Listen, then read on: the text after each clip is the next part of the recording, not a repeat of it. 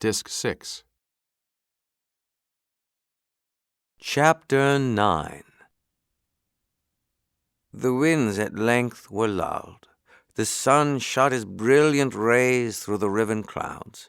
The rain ceased to fall. Spring had come. No prisoners set at liberty could have felt more joy than we did as we stepped forth from our winter abode, refreshed our eyes with the pleasant verdure around us, and our ears with the merry songs of 1,000 happy birds, and drank in the pure, balmy air of spring. Our plantations were thriving vigorously. The seed we had sown was shooting through the moist earth. All nature was refreshed. Our nest was our first care. Filled with leaves and broken and torn by the wind, it looked indeed dilapidated. We worked hard, and in a few days it was again habitable. My wife begged that I would now start her with the flax, and as early as possible I built a drying oven and then prepared it for her use. I also, after some trouble, manufactured a beetle reel and spinning wheel, and she and Franz were soon hard at work, the little boy reeling off the thread his mother spun. I was anxious to visit Tentholm, for I feared that much of our precious stores might have suffered. Fritz and I made an excursion thither. The damage done to Falconhurst was as nothing compared to the scene that awaited us. The tent was blown to the ground, the canvas torn to rags, the provisions soaked, and 2 casks of powder utterly destroyed. We immediately spread such things as we hoped yet to preserve in the sun to dry. The pinnace was safe, but our faithful tub-boat was dashed in pieces, and the irreparable damage we had sustained made me resolve to contrive some safer and more stable winter quarters before the arrival of the next rainy season. Fritz proposed that we should hollow out a cave in the rock, and though the difficulties such an undertaking would present appeared almost insurmountable, I yet determined to make the attempt. We might not, I thought, hew out a cavern of sufficient size to serve as a room, but we might at least make a cellar for the more valuable and perishable of our stores. Some days afterwards, we left Falconhurst with a cart laden with a cargo of spades, hammers, chisels, pickaxes, and crowbars, and began our undertaking. On the smooth face of the perpendicular rock, I drew out in chalk the size of the proposed entrance, and then, with minds bent on success, we battered away. 6 days of hard and incessant toil made but little impression. I do not think that the whole would have been a satisfactory shelter for even Master Nips, but we still did not despair, and were presently rewarded by coming to softer and more yielding substance. Our work progressed, and our minds were relieved. On the 10th day, as our persevering blows were falling heavily, Jack, who was working diligently with a hammer and crowbar, shouted, "Gone, father! Fritz, my bar has gone through the mountain!" "Run round and get it," laughed Fritz. "Perhaps it has dropped into Europe. You must not lose a good crowbar." "But really it is through. It went right through the rock. I heard it crash down inside. Oh, do come and see," he shouted excitedly. We sprang to his side, and I thrust the handle of my hammer into the hole he spoke of. It met with no opposition. I could turn it in any direction I chose. Fritz handed me a long pole. I tried the depth with that. Nothing could I feel. A thin wall, then, was all that intervened between us and the great cavern. With a shout of joy, the boys battered vigorously at the rock. Piece by piece fell, and soon the hole was large enough for us to enter. I stepped near the aperture and was about to make a further examination when a sudden rush of poisonous air turned me giddy, and shouting to my sons to stand off, I leaned against the rock. When I came to myself, I explained to them the danger of approaching any cavern or other place where the air has, for a long time, been stagnant. Unless air is incessantly renewed, it becomes vitiated, I said, and fatal to those who breathe it. The safest way of restoring it to its original state is to subject it to the action of fire. A few handfuls of blazing hay thrown into this hole may, if the place be small, sufficiently purify the air within to allow us to enter without danger. We tried the experiment. The flame was extinguished the instant it entered. Though bundles of blazing grass were thrown in, no difference was made. I saw that we must apply some more efficacious remedy, and sent the boys for a chest of signal rockets we had brought from the wreck. We let fly some dozens of these fiery serpents, which went whizzing in and disappeared at apparently a vast distance from us. Some flew like radiant meteors round, lighted up the mighty circumference, and displayed, as by a magician's wand, a sparkling, glittering roof. They looked like avenging dragons driving a foul, malignant fiend out of a beauteous palace. We waited for a little while after these experiments, and I then again threw in lighted hay. It burned clearly. The air was purified.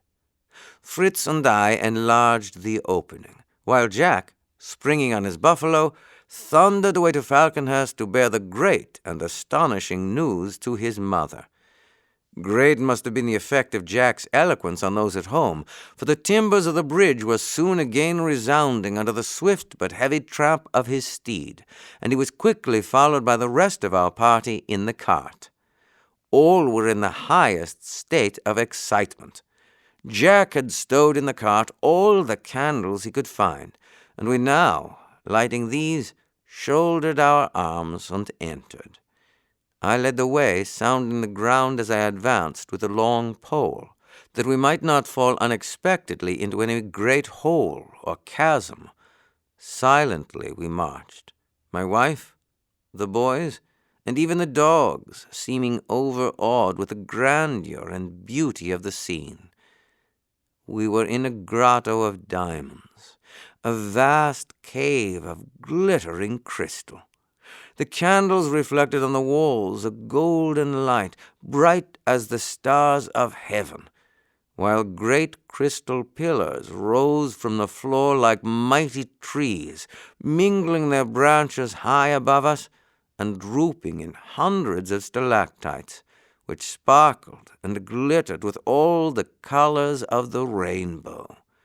The floor of this magnificent palace was formed of hard, dry sand, so dry that I saw at once that we might safely take up our abode therein without the slightest fear of danger from damp. From the appearance of the brilliant crystals round about us, I suspected their nature. I tasted a piece. This was a cavern of rock salt.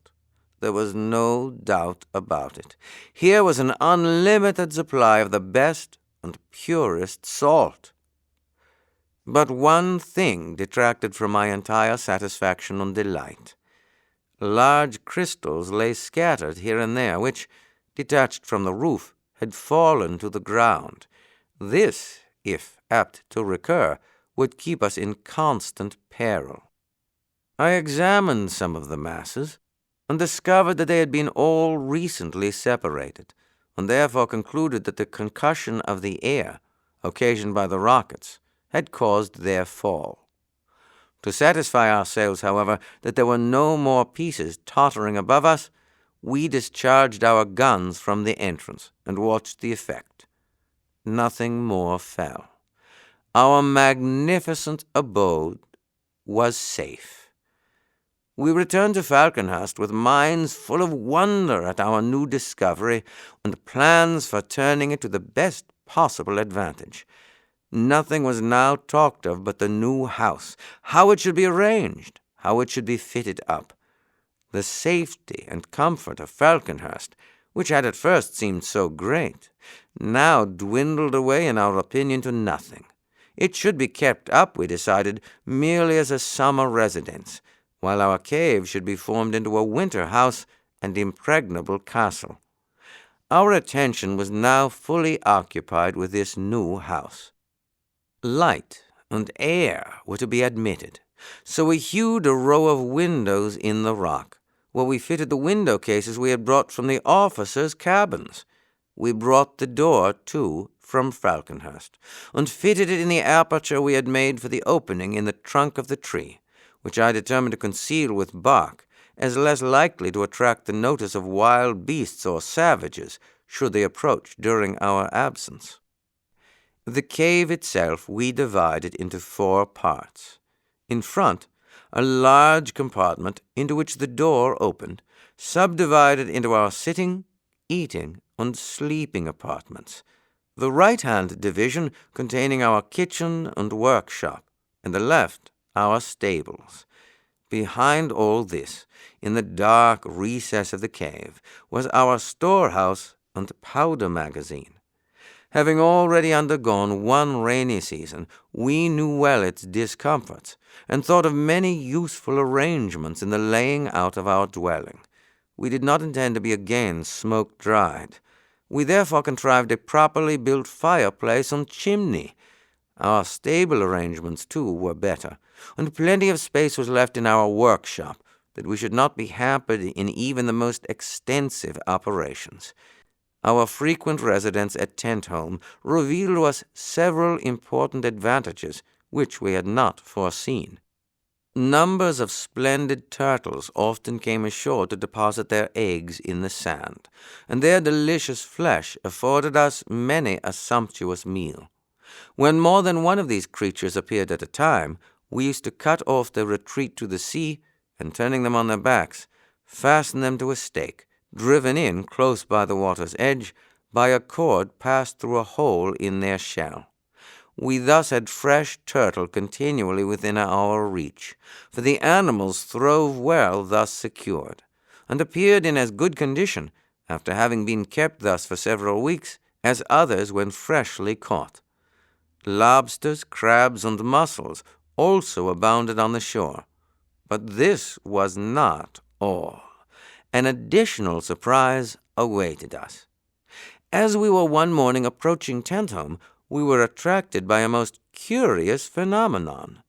The waters out to sea appeared agitated by some unseen movement, and as they heaved and boiled, their surface, struck by the beams of the morning sun, seemed illuminated by flashes of fire. Over the water, where this disturbance was taking place, hovered hundreds of birds, screaming loudly, which ever and anon would dart downwards, some plunging beneath the water, some skimming the surface. Then again they would rise and resume their harsh cries. The shining, sparkling mass then rolled onwards and approached in a direct line our bay, followed by the feathered flock above. We hurried down to the shore to further examine this strange sight. I was convinced as we approached that it was a shoal or bank of herrings. No sooner did I give utterance to my conjecture than I was assailed by a host of questions concerning this herring bank, what it was and what occasioned it. A herring bank, I said, is composed of an immense number of herrings swimming together. I can scarcely express to you the huge size of this living bank, which extends over a great area many fathoms deep. It is followed by numbers of great ravenous fish, who devour quantities of the herrings, while above hover birds, as you have just seen, ready to pounce down on stragglers near the top. To escape these enemies, the shoal makes for the nearest shore, and seeks safety in those shallows where the large fish cannot follow. But here it meets with a third great enemy. It may escape from the fish, and elude the vigilance of sharp-sighted birds, but from the ingenuity of man it can find no escape. In 1 year, millions of these fish are caught, and yet the rows of only a small number would be sufficient to supply as many fish again. Soon our fishery was in operation. Jack and Fritz stood in the water with baskets and bailed out the fish as one bails water with a bucket, throwing them to us on the shore. As quickly as possible, we cleaned them and placed them in casks with salt. First a layer of salt, and then a layer of herrings, and so on, until we had ready many casks of pickled fish. As the barrels were filled, we closed them carefully and rolled them away to the cool vaults at the back of our cave. Our good fortune, however, was not to end here. A day after the herring fishery was over, and the shoal had left our bay, a great number of seals appeared, attracted by the refuse of the herrings which we had thrown into the sea. Though I feared they would not be suitable for our table, we yet secured a score or two for the sake of their skins and fat. The skins we drew carefully off for harness and clothing, and the fat we boiled down for oil, which we put aside in casks for tanning, soap-making, and burning in lamps. These occupations interfered for some time with our work at Rock House, but as soon as possible we again returned to our labor with renewed vigor. I had noticed that the salt crystals had for their base a species of gypsum, which I knew might be of great service to us in our building operations as plaster. As an experiment, I broke off some pieces, and after subjecting them to great heat, reduced them to powder. The plaster this formed with water was smooth and white, and as I had then no particular use to which I might put it, I plastered over some of the herring casks, that I might be perfectly certain that all air was excluded. The remainder of the casks I left as they were, for I presently intended to preserve their contents by smoking. To do this, the boys and I built a small hut of reeds and branches, and then we strung our herrings on lines across the roof. On the floor we lit a great fire of brushwood and moss, which threw out a dense smoke, curling in volumes round the fish, and they in a few days seemed perfectly cured. About a month after the appearance of the herrings, we were favored by a visit from other shoals of fish. Jack espied them first, and called to us that a lot of young whales were off the coast. We ran down and discovered the bay apparently swarming with great sturgeon, salmon, and trout, all making for the mouth of Jackal River, that they might ascend it and deposit their spawn amongst the stones. Jack was delighted at his discovery. "Here are proper fish," he exclaimed, "none of your paltry fry. How do you preserve these sorts of fish, potted, salted, or smoked?" "Not so fast," said I, "not so fast. Tell me how they are to be caught, and I will tell you how they are to be cooked." "Oh, I'll catch them fast enough," he replied, and darted off to Rock House. While I was still puzzling my brains as to how I should set to work, he returned with his fishing apparatus in hand, a bow and arrow, and a ball of twine. At the arrowhead he had fastened a barbed spike, and had secured the arrow to the end of the string. Armed with this weapon, he advanced to the river's edge. His arrow flew from the bow, and to my surprise, struck one of the largest fish in the side. "Help, father, help!" he cried, as the great fish darted off, carrying arrow and all with it. "Help, or he will pull me into the water!" I ran to his assistance, and together we struggled with the finny monster. He pulled tremendously and lashed the water around him, but we held the cord fast, and he had no chance of escape. Weaker and weaker grew his struggles, and at length, exhausted by his exertions and loss of blood, he allowed us to draw him ashore. He was a noble prize, and Fritz and Ernest, who came up just as we completed this capture, were quite envious of Jack's success. Not to be behindhand, they eagerly rushed off for weapons themselves. We were soon all in the water, Fritz with a harpoon, Ernest with a rod and line, and I myself, armed like Neptune with an iron trident, or more properly speaking, perhaps, a pitchfork. Soon the shore was strewn with a goodly number of the finest fish. Monster after monster we drew to land. At length Fritz, after harpooning a great sturgeon full 8 feet long, could not get the beast ashore. We all went to his assistance, but our united efforts were unavailing. "The buffalo," proposed my wife, and off went Jack for Storm. Storm was harnessed to the harpoon rope, and soon the monstrous fish lay panting on the sand. We at length, when we had captured as many fish as we could possibly utilize, set about cleaning and preparing their flesh. Some we salted, some we dried like the herrings, some we treated like the tunny of the Mediterranean. We prepared them in oil.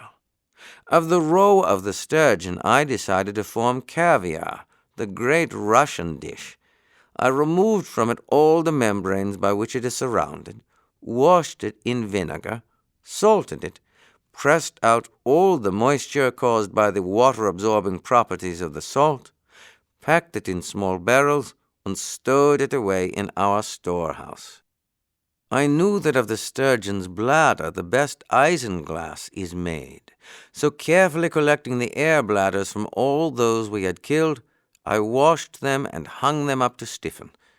The outer coat or membrane I then peeled off, cutting the remainder into strips, technically called staples. These staples I placed in an iron pot over the fire, and when they had been reduced to a proper consistency, I strained off the glue through a clean cloth and spread it out on a slab of stone in thin layers, letting them remain until they were dry. The substance I thus obtained was beautifully transparent, and promised to serve as an excellent substitute for glass in our window frames. Fortunately, in this beautiful climate, little or no attention was necessary to the kitchen garden. The seeds sprang up and flourished without apparently the slightest regard for the time or season of the year. Peas, beans, wheat, barley, rye, and Indian corn seemed constantly ripe, while cucumbers, melons, and all sorts of other vegetables grew luxuriantly. The success of our garden at Tentholm encouraged me to hope that my experiment at Falconhurst had not failed, and one morning we started to visit the spot. As we passed by the field from which the potatoes had been dug, we found it covered with barley, wheat, rye, and peas in profusion. I turned to my wife in amazement. "Where has this fine crop sprung from?" said I. "From the earth," she replied, laughing, "where Franz and I sowed the seed I brought from the wreck. The ground was ready tilled by you and the boys. All we had to do was to scatter the seed." I was delighted at the sight, and it augured well, I thought, for the success of my maize plantation. We hurried to the field. The crop had indeed grown well, and what was more, appeared to be duly appreciated. A tremendous flock of feathered thieves rose as we approached. Amongst them Fritz espied a few ruffed grouse, and quick as thought, unhooding his eagle, he started him off in chase, then sprang on his onager and followed at full gallop. His noble bird marked out the finest grouse, and soaring high above it, stooped and bore his prey to the ground. Fritz was close at hand, and springing through the bushes he saved the bird from death, hooded the eagle's eyes, and returned triumphantly.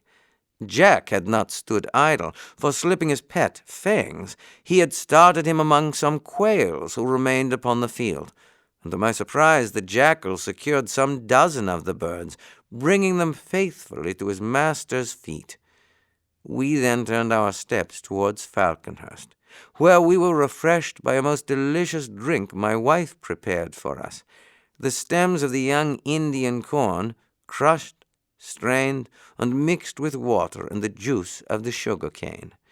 We then made preparations for an excursion the following day, for I wished to establish a sort of semi-civilized farm at some distance from Falconhurst, where we might place some of our animals which had become too numerous with our limited means to supply them with food. In the large cart, to which we harnessed the buffalo, cow, and ass, we placed 12 fowls, 4 young pigs, 2 couple of sheep, and as many goats, and a pair of hens and 1 cock grouse. Fritz led the way on his onager, and by a new track forced a passage through the woods and tall grasses towards Cape Disappointment. The difficult march was at length over, and we emerged from the forest upon a large plain covered with curious little bushes. The branches of these little shrubs, and the ground about them, were covered with pure white flakes. "Snow! Snow!" exclaimed Franz. "Oh, Mother, come down from the cart and play snowballs. This is jolly, much better than the ugly rain." I was not surprised at the boy's mistake, for indeed the flakes did look like snow. But before I could express my opinion, Fritz declared that the plant must be a kind of dwarf cotton tree. We approached nearer and found he was right. Soft, fine wool enclosed in pods, and still hanging on the bushes or lying on the ground, abounded in every direction. We had indeed discovered this valuable plant. My wife was charmed, and gathering a great quantity in 3 capacious bags, we resumed our journey. Crossing the cotton field, we ascended a pretty wooded hill. The view from the summit was glorious. Luxuriant grass at our feet, stretching down the hillside, dotted here and there with shady trees, among which gushed down a sparkling brook, while below lay the rich green forest with the sea beyond. What better situation could we hope to find for our new farm? Pasture, water, shade, and shelter, all were here. We pitched our tent, built our fireplace, and leaving my wife to prepare our repast, Fritz and I selected a spot for the erection of our shed. We soon found a group of trees so situated that the trunks would serve as posts for our intended building. Thither we carried all our tools, and then, as the day was far advanced, enjoyed our supper and lay down upon most comfortable beds, which my wife had prepared for us with the cotton.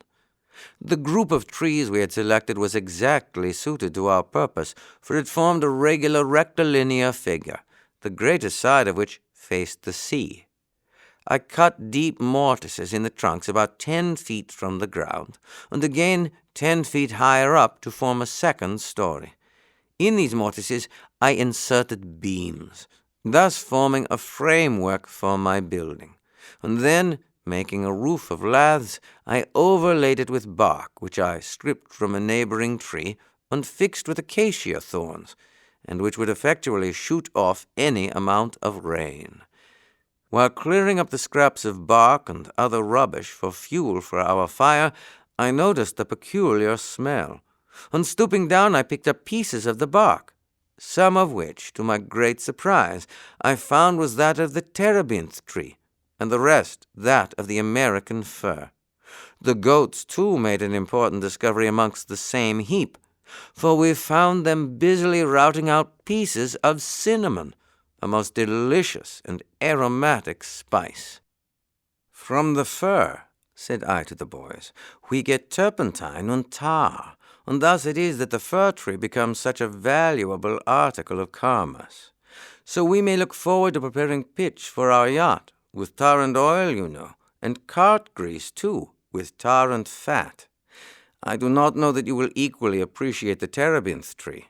A gum issues from incisions in the bark which hardens in the sun and becomes as transparent as amber. When burned, it gives forth a most delicious perfume, and when dissolved in spirits of wine, forms a beautiful transparent varnish." The completion of our new farmhouse occupied us several days. We wove strong lianas and other creepers together to form the walls to the height of about 6 feet. The rest, up to the roof, we formed merely of a latticework of laths to admit both air and light. Within, we divided the house into 3 parts. One subdivided into stalls for the animals, a second fitted with perches for the birds, and a third simply furnished with a rough table and benches to serve as a sleeping apartment for ourselves when we should find it necessary to pay the place a visit. In a short time the dwelling was most comfortably arranged, and as we daily filled the feeding troughs with the food the animals best liked, they showed no inclination to desert the spot we had chosen for them. Yet, hard as we had worked, we found that the provisions we had brought with us would be exhausted before we could hope to be able to leave the farm. I therefore dispatched Jack and Fritz for fresh supplies. During their absence, Ernest and I made a short excursion in the neighborhood that we might know more exactly the character of the country near our farm. Passing over a brook which flowed towards the wall of rocks, we reached a large marsh, and as we walked round it, I noticed with delight that it was covered with a rice plant growing wild in the greatest profusion. Here and there only were there any ripe plants, and from these rose a number of ruffed grouse, at which both Ernest and I let fly. 2 fell, and Fangs, who was with us, brought them to our feet. As we advanced, Nips skipped from the back of his steed Juno and began to rail himself on some fruit at a short distance off. We followed the little animal and found him devouring delicious strawberries. Having enjoyed the fruit ourselves, we filled the hamper Nips always carried and secured the fruit from his pilfering paws with leaves fixed firmly down. I then took a sample of the rice seeds to show my wife, and we continued our journey. Presently we reached the borders of the pretty lake which we had seen beyond the swamp. The nearer aspect of its calm blue waters greatly charmed us, and still more so the sight of numbers of black swans disporting themselves on the glassy surface, in which their stately forms and graceful movements were reflected as in a mirror. It was delightful to watch these splendid birds, old and young, swimming together in the peaceful enjoyment of life, seeking their food, and pursuing one another playfully in the water. I could not think of breaking in upon their happy, beautiful existence by firing among them. But our dog Juno was by no means so considerate, for all at once I heard a plunge, and saw her drag out of the water a most peculiar-looking creature, something like a small otter, but not above 22 inches in length, which she would have torn to pieces had we not hurried up and taken it from her. This curious little animal was of a soft, dark brown color, the fur being of a lighter shade under the belly. Its feet were furnished with large claws, and also completely webbed. The head small, with deeply set eyes and ears, and terminating in a broad, flat bill like that of a duck.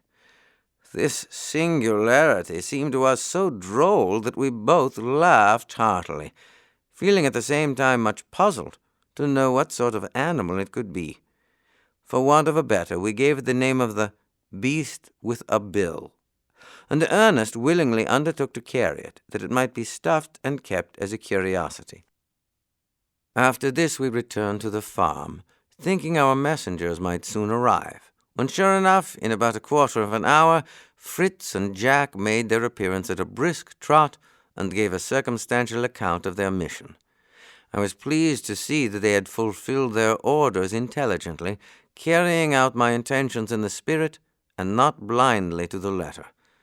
Next morning we quitted the farm, which we named Woodlands, after providing amply for the wants of the animals, sheep, goats, and poultry, which we left there. Shortly afterwards, on entering a wood, we found it tenanted by an enormous number of apes, who instantly assailed us with showers of fir cones, uttering hideous and angry cries and effectually checking our progress, until we put them to flight by a couple of shots, which not a little astonished their weak minds. Fritz picked up some of their missiles, and showing them to me, I recognized the cone of the stone pine, "By all means gather some of these cones, boys," said I. "You will find the kernel has a pleasant taste, like almonds, and from it we can, by pressing, obtain an excellent oil. Therefore, I should like to carry some home with us." A hill, which seemed to promise a good view from its summit, next attracted my notice, and on climbing it we were more than repaid for the exertion by the extensive and beautiful prospect which lay spread before our eyes. The situation altogether was so agreeable that here also I resolved to make a settlement, to be visited occasionally, and after resting a while and talking the matter over, we set to work to build a cottage, such as we had lately finished at Woodlands. Our experience there enabled us to proceed quickly with the work, and in a few days the rustic abode was completed, and received by Ernest's choice the grand name of Prospect Hill. My chief object in undertaking this expedition had been to discover some tree from whose bark I could hope to make a useful light boat or canoe. Hitherto I had met with none at all fit for my purpose, but not despairing of success, I began, when the cottage was built, to examine carefully the surrounding woods, and after considerable trouble came upon two magnificent, tall, straight trees, the bark of which seemed something like that of the birch. Selecting one whose trunk was, to a great height, free from branches, we attached to one of the lower of these boughs the rope ladder we had with us, and, Fritz ascending it, cut the bark through in a circle.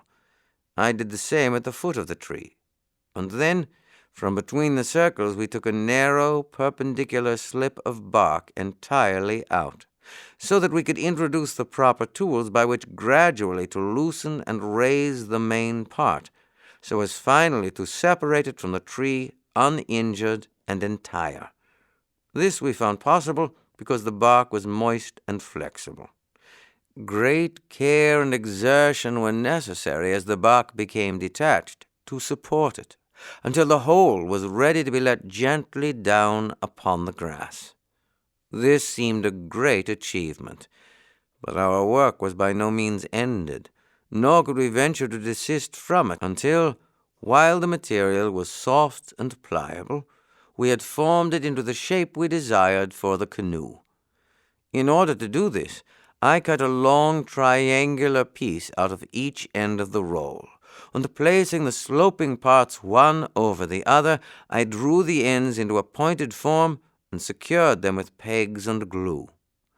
This successful proceeding had, however, widened the boat and made it too flat in the middle, so that it was necessary to put ropes round it and tighten them until the proper shape was restored before we could allow it to dry in the sun. This being all I could do without a greater variety of tools, I determined to complete my work in a more convenient situation, and forthwith dispatched Fritz and Jack with orders to bring the sledge, which now ran on wheels taken from gun carriages, that the canoe might be transported direct to the vicinity of the harbor at Tentholm. During their absence I fortunately found some wood naturally curved, just suited for ribs to support and strengthen the sides of the boat.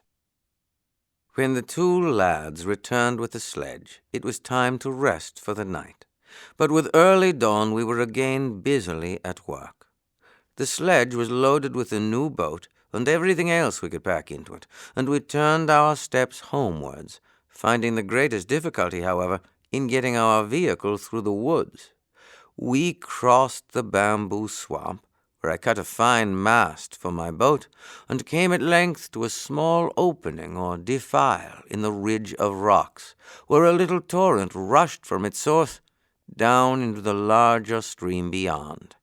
Here we determined to make a halt, in order to erect a great earth wall across the narrow gorge, which, being thickly planted with prickly pear, Indian fig, and every thorny bush we could find, would in time form an effectual barrier against the intrusion of wild beasts, the cliffs being, to the best of our belief, in every other part inaccessible. For our own convenience, we retained a small winding path through this barrier, concealing and defending it with piles of branches and thorns. And also we contrived a light drawbridge over the stream, so that we rendered the pass altogether a very strong position, should we ever have to act on the defensive. This work occupied 2 days, and continuing on our way, we were glad to rest at Falconhurst before arriving, quite tired and worn out, at Tentholm. It took some time to recruit our strength after this long and fatiguing expedition, and then we vigorously resumed the task of finishing the canoe. The arrangements, I flattered myself, were carried out in a manner quite worthy of a shipbuilder. A mast, sails, and paddles were fitted, but my final touch, although I prized it highly and considered it a grand and original idea, would no doubt have excited only ridicule and contempt had it been seen by a naval man. My contrivance was this. I had a couple of large air-tight bags made of the skins of the dogfish, well tarred and pitched, inflated, and made fast on each side of the boat, just above the level of the water. These floats, however much she might be loaded, would effectually prevent either the sinking or capsizing of my craft. I may as well relate in this place what I omitted at the time of its occurrence. During the rainy season, our cow presented us with a bull calf, and that there might never be any difficulty in managing him, I at a very early age pierced his nose and placed a short stick in it, to be exchanged for a ring when he was old enough. The question now came to be, who should be his master, and to what should we train him? "Why not teach him," said Fritz, "to fight with wild animals and defend us, like the fighting bulls of the Hottentots? That would be really useful." "I am sure I should much prefer a gentle bull to a fighting one," exclaimed his mother. "But do you mean to say tame oxen can be taught to act rationally on the defensive?" "I can but repeat what I have heard or read," replied I, "as regards the race of Hottentots who inhabit the south of Africa, among all sorts of wild and ferocious animals. The wealth of these people consists solely in their flocks and herds, and for their protection they train their bulls to act as guards.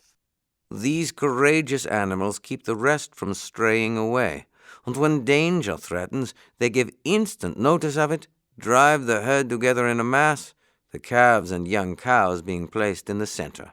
Around them the bulls and strong oxen make a formidable circle with their horned heads turned to the front, offering determined resistance to the fiercest foe. These fighting bulls will even sometimes rush with dreadful bellowing to meet the enemy, and should it be a mighty lion or other strong and daring monster, sacrifice their own lives in defense of the herd. It is said that formerly, when Hottentot tribes made war on one another, it was not unusual to place a troop of these stout-hearted warriors in the van of the little army, when their heroism led to decisive victory on one side or the other. But, continued I, although I can see you are all delighted with my description of these fine warlike animals, I think we had better train this youngster to be a peaceable bull. Who is to have charge of him?" Ernest thought it would be more amusing to train his monkey than a calf. Jack, with the buffalo and his hunting jackal, had quite enough on his hands. Fritz was content with the onager.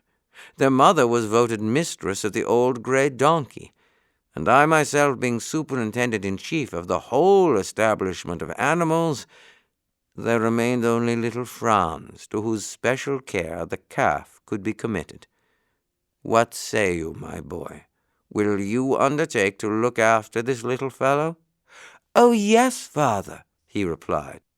"Once you told me about a strong man, I think his name was Milo, and he had a tiny calf, and he used to carry it about everywhere.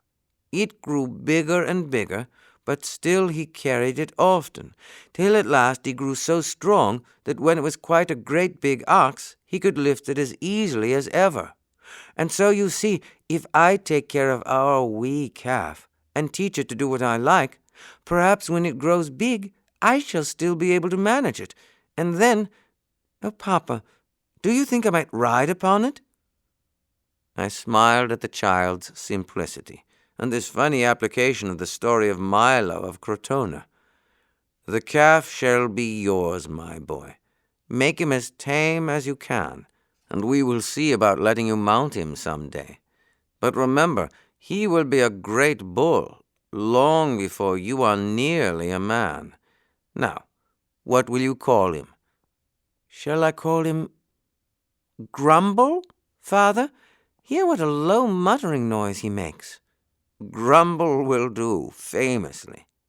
"Grumble, Grumble. Oh, it beats your buffalo's name hollow, Jack." "Not a bit," said he. "Why, you can't compare the two names. Fancy Mother saying, 'Here comes Franz on Grumble,' but Jack, 'riding on the storm.' Oh, it sounds sublime." We named the two puppies Bruno and Fawn, and so ended this important domestic business.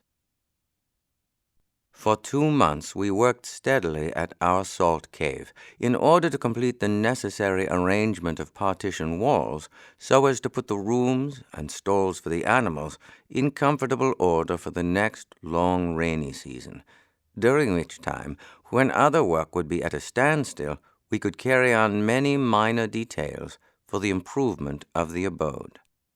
We leveled the floors first with clay, then spread gravel mixed with melted gypsum over that, producing a smooth, hard surface, which did very well for most of the apartments. But I was ambitious of having 1 or 2 carpets, and set about making a kind of felt in the following way. I spread out a large piece of sailcloth and covered it equally all over with a strong liquid made of glue and isinglass, which saturated it thoroughly.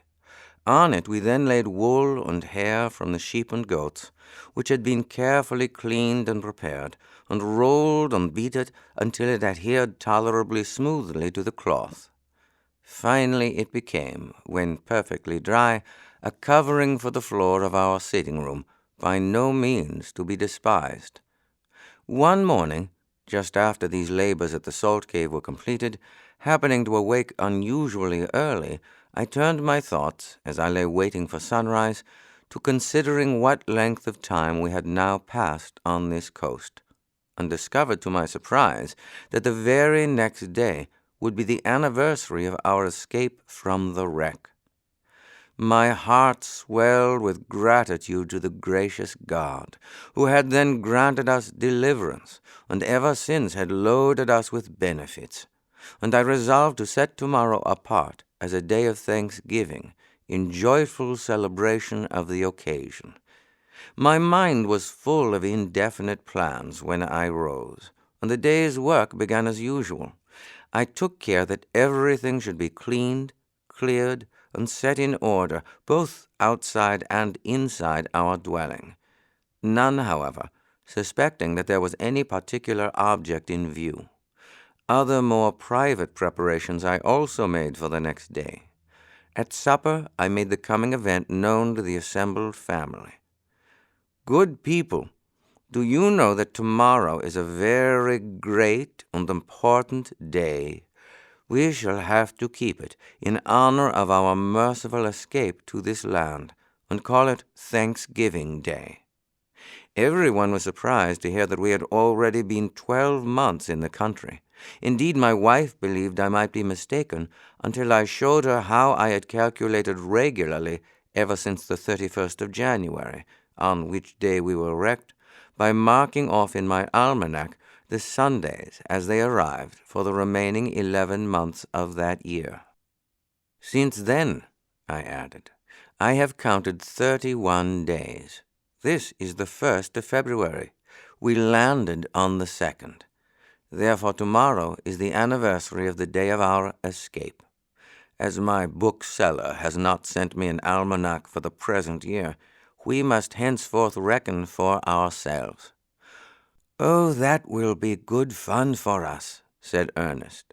"We must have a long stick, like Robinson Crusoe, and cut a notch in it every day, and count them up every now and then, to see how the weeks and months and years go by." "That is all very well, if you know for certain the number of days in each month and in the year. What do you say, Ernest?" "The year contains 365 days, 5 hours, 48 minutes, and 45 seconds," returned he promptly. "Perfectly correct," said I, smiling. "But you would get in a mess with those spare hours, minutes, and seconds in a year or two, wouldn't you?" "Not at all. Every 4 years I would add them all together, make a day, stick it into February, and call that year leap year." "Well done, Professor Ernest. We must elect you Astronomer Royal in this our kingdom, and let you superintend and regulate everything connected with the lapse of time, clocks and watches included." Before they went to sleep, I could hear my boys whispering among themselves about father's mysterious allusions to next day's festival and rejoicings. But I offered no explanation and went to sleep, little guessing that the rogues had laid a counterplot far more surprising than my simple plan for their diversion. Nothing less than a roar of artillery startled me from sleep at daybreak next morning. I sprang up and found my wife as much alarmed as I was by the noise. Otherwise I should have been inclined to believe it fancy. "Fritz, dress quickly and come with me," cried I, turning to his hammock. Lo, it was empty. Neither he nor Jack were to be seen. Altogether bewildered, I was hastily dressing when their voices were heard, and they rushed in, shouting, "Hurrah! Didn't we rouse you with a right good thundering salute?" But perceiving at a glance that we had been seriously alarmed, Fritz hastened to apologize for the thoughtless way in which they had sought to do honor to the day of Thanksgiving, without considering that an unexpected cannon shot would startle us unpleasantly from our slumbers. We readily forgave the authors of our alarm, in consideration of the good intention which had prompted the deed, and satisfied that the day had at least been duly inaugurated, we all went quietly to breakfast. Afterwards we sat together for a long time, enjoying the calm beauty of the morning, and talking of all that had taken place on the memorable days of the storm a year ago. For I desired that the awful events of that time should live in the remembrance of my children, with a deepening sense of gratitude of our deliverance. Therefore I read aloud passages from my journal, as well as many beautiful verses from the Psalms, expressive of joyful praise and thanksgiving, so that even the youngest among us was impressed and solemnized at the recollections of escape from a terrible death, and also led to bless and praise the name of the Lord, our deliverer. Dinner followed shortly after this happy service, and I then announced for the afternoon a grand display of athletic sports, in which I and my wife were to be spectators and judges. "Father, what a grand idea! Oh, how jolly! Are we to run races? And prizes? Will there be prizes, Father?" "The judges offer prizes for competition in every sort of manly exercise," replied I. "Shooting, running, riding, leaping, climbing, swimming. We will have an exhibition of your skill in all. Now for it. Trumpeters, sound for the opening of the lists." Uttering these last words in a stentorian voice, and wildly waving my arms towards a shady spot, where the ducks and geese were quietly resting, had the absurd effect I intended. Up they all started in a fright, gabbling and quacking loudly, to the infinite amusement of the children, who began to bustle about in eager preparations for the contest, and begging to know with what they were to begin. "Let us have shooting first, and the rest when the heat of the day declines.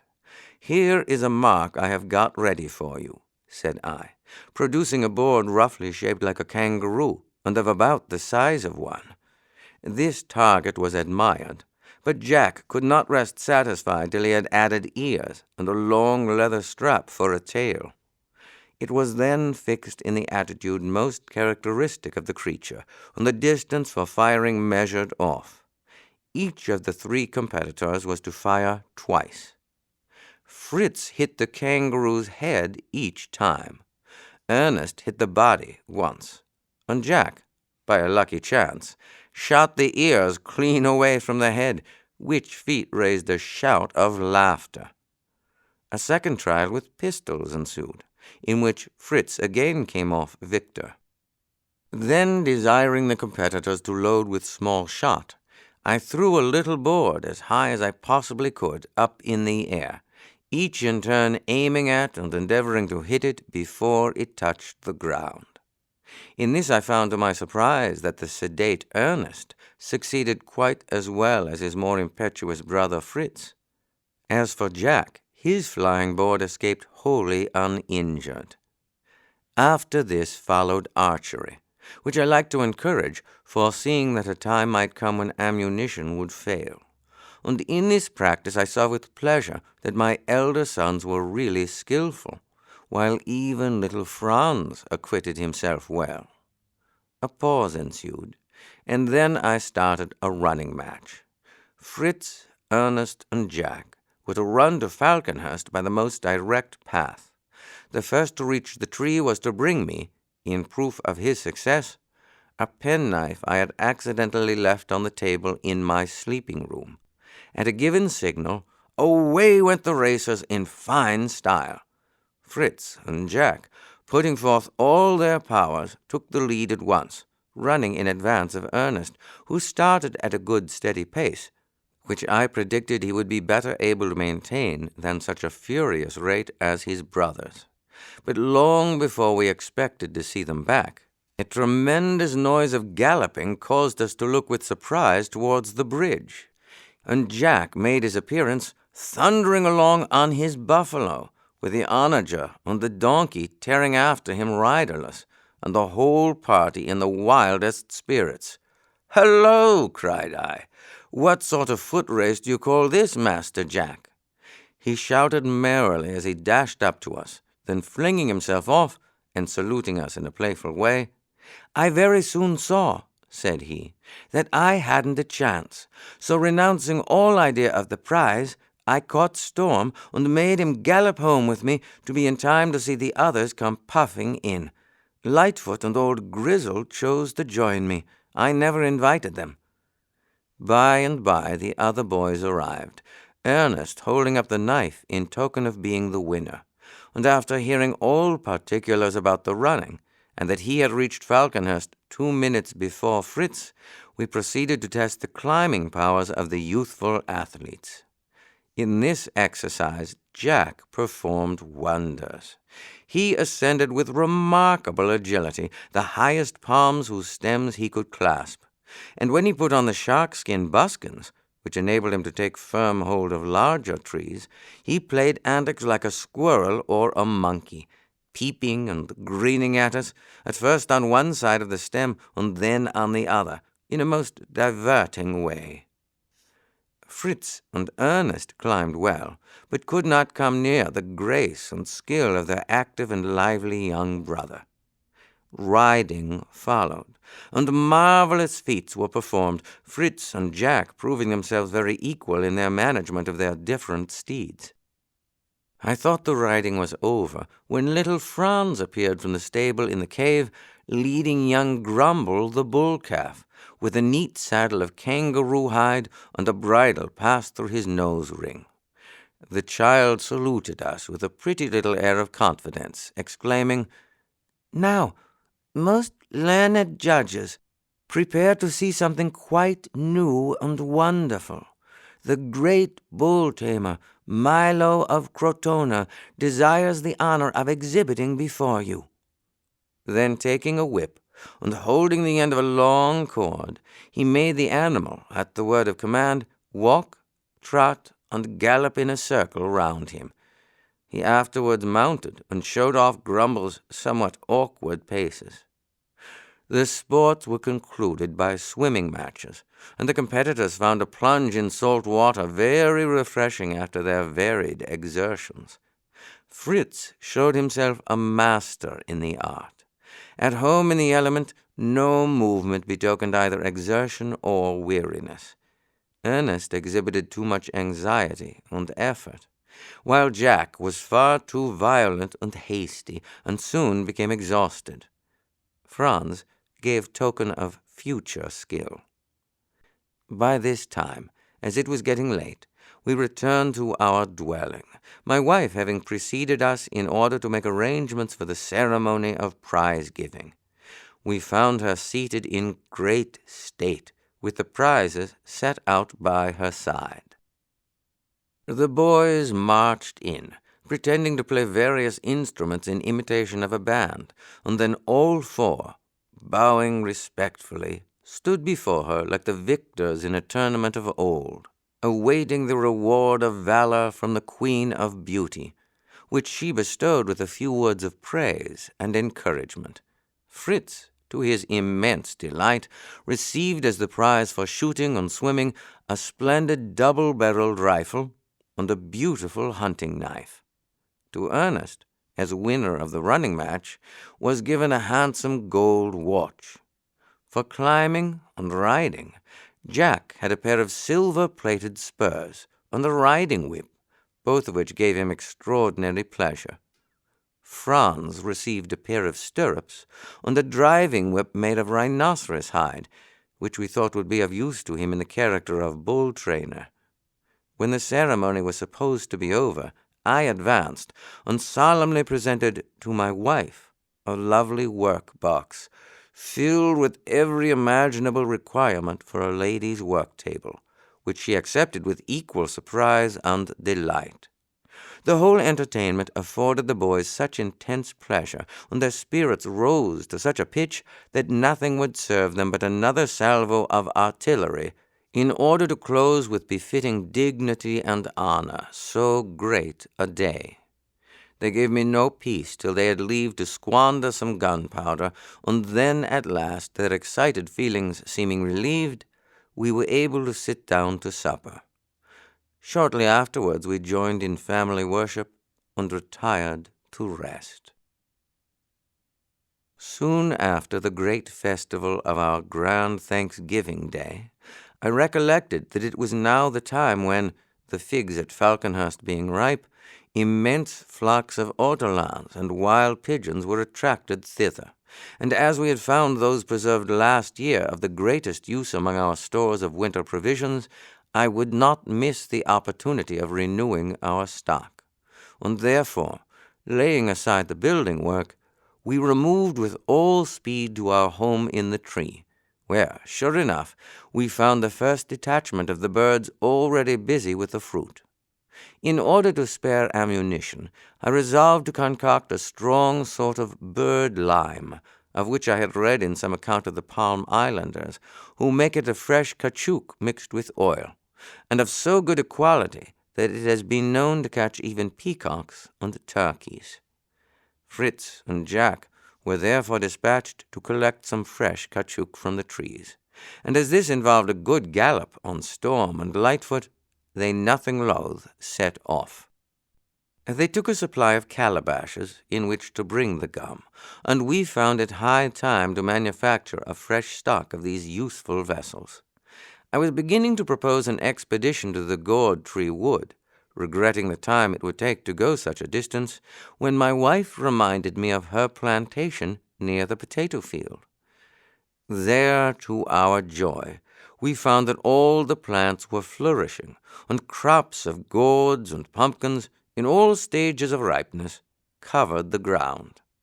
Selecting a great number suited to our purpose, we hastened home and began the manufacture of basins, dishes, plates, flasks, and spoons of all sorts and sizes, with even greater success than before. When the riders returned with the caoutchouc, they brought several novelties besides. A crane, for example, shot by Fritz, and an animal which they called a marmot, but which to me seemed much more like a badger. Aniseed, turpentine, and wax berries for candles they had also collected, and a curious root which they introduced by the name of the monkey plant. And pray wherefore monkey plant, may I ask? Well, for this reason, father, answered Fritz. We came upon an open space in the forest near Woodlands, and perceived a troop of monkeys, apparently engaged, as Jack said, in cultivating the soil. Being curious to make out what they were at, we tied up the dogs, as well as Storm and Lightfoot, and crept near enough to see that the apes were most industriously grubbing up and eating roots. This they did in a way that nearly choked us with laughter, for when the root was rather hard to pull up, and the leaves were torn off, they seized it firmly in their teeth, and flung themselves fairly heels over head, in the most ludicrous fashion you ever saw, and up came the root, unable to resist the leverage. Of course we wanted to see what this dainty morsel was like, so we loosed the dogs, and the apes cleared out double quick, leaving plenty of the roots about. We tasted them, and thought them very nice. Will you try one? The plant was quite new to me, but I imagined it might be what is called in China ginseng, and there prized and valued beyond everything. The children being curious to hear more about this ginseng, I continued, in China, it is considered so strengthening and wholesome that it is used as a sort of universal medicine, being supposed to prolong human life. The emperor alone has the right to permit it to be gathered, and guards are placed round land where it grows. Ginseng is to be found in Tartary, and has lately been discovered in Canada. It is cultivated in Pennsylvania because the Americans introduce it secretly into China as smuggled merchandise. Fritz then continued. After this we went on to Woodlands, but mercy on us, what a confusion the place was in! Everything smashed or torn, and covered with mud and dirt. The fowls terrified, the sheep and goats scattered, the contents of the rooms dashed about as if a whirlwind had swept through the house. What? I exclaimed, while my wife looked horrified at the news, conjuring up in her imagination hordes of savages who would soon come and lay waste Falconhurst and Tentholm as well as Woodlands. How can that have happened? Did you discover the authors of all this mischief? Oh, said Jack, it was easy to see that those dreadful monkeys had done it all. First they must have got into the yards and sheds and hunted the fowls and creatures about. And then, I dare say, the cunning rascals put a little monkey in at some small opening and bid him unfasten the shutters. You know what nimble fingers they have. Then, of course, the whole posse of them swarmed into our nice, tidy cottage and skylarked with every single thing they could lay paws on, till perhaps they got hungry all at once and bethought them of the ginseng, as you call it, out in the woods yonder, where we found them so busy refreshing themselves. The mischievous villains! While we were gazing at all this ruin in a sort of bewilderment, pursued Fritz, we heard a sound of rushing wings and strange ringing cries, as of multitudes of birds passing high above us, and looking up we perceived them flying quickly in a wedge-shaped flock at a great height in the air.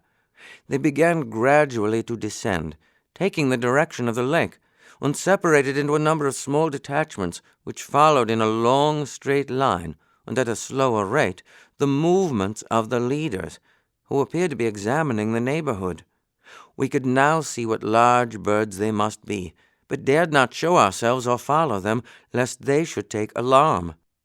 Presently, and with one accord, they quickened their motion, just as if the band had begun to play a quick march after a slow one, and rapidly descended to earth in a variety of lively ways, and near enough for us to see that they must be cranes. Some alighted at once, while others hovered sportively over them. Many darted to the ground, and, just touching it, would soar again upward with a strong but somewhat heavy flight. After gambolling in this way for a time, the whole multitude, as though at the word of command, alighted on the rice field and began to feast on the fresh grain. We thought now was our time to get a shot at the cranes, and cautiously approached. But they were too cunning to let themselves be surprised, and we came unexpectedly upon their outposts or sentinels, who instantly sprang into the air, uttering loud trumpet-like cries, upon which the whole flock arose and followed them with a rush like a sudden squall of wind. We were quite startled, and it was useless to attempt a shot. But unwilling to miss the chance of securing at least one of the birds, I hastily unhooded my eagle and threw him into the air. With a piercing cry, he soared away high above them, then shot downwards like an arrow, causing wild confusion among the cranes. The one which the eagle attacked sought to defend itself. A struggle followed, and they came together to the ground not far from where we stood. Hastening forward, to my grief I found the beautiful crane already dead. The eagle, luckily unhurt, was rewarded with a small pigeon from my game bag. After this we went back to Woodlands, got some turpentine and a bag of rice, and set off for home. Fritz's interesting story being ended, and supper ready, we made trial of the new roots and found them very palatable, either boiled or stewed.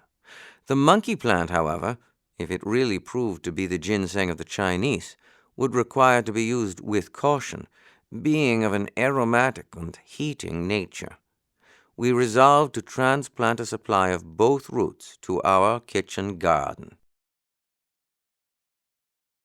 This book is continued on Disc 7.